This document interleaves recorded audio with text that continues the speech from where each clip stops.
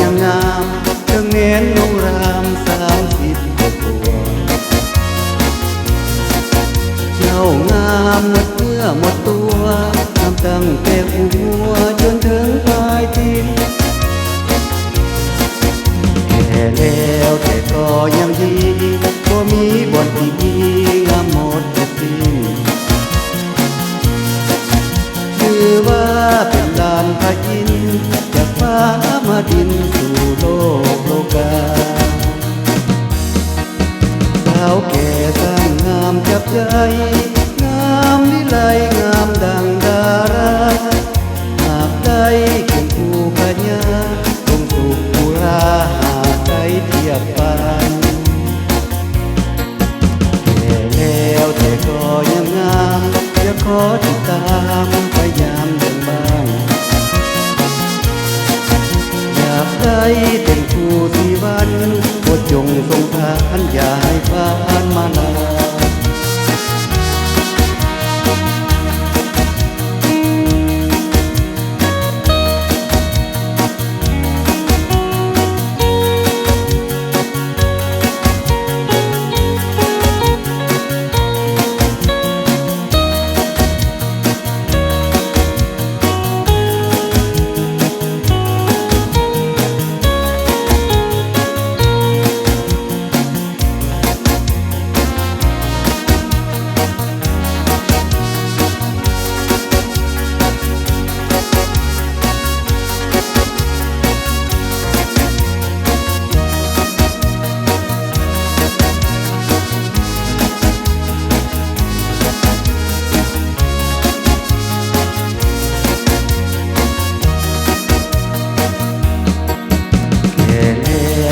ก็ยังงามถึงเน้นดวงราม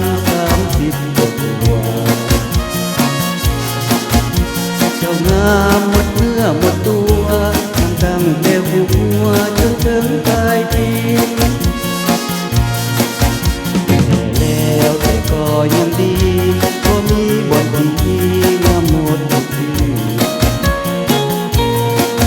ถือว่าเป็นลานพระอินทร์จากฟ้าลงดินสู่โลกโลกาสาวแก่สร้างงามจับใจงามวิไลงามดังดารา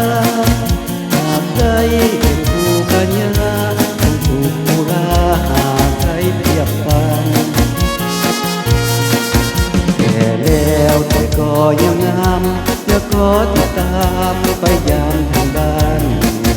อยากได้เป็นคู่ที่วันจงสงสารอย่า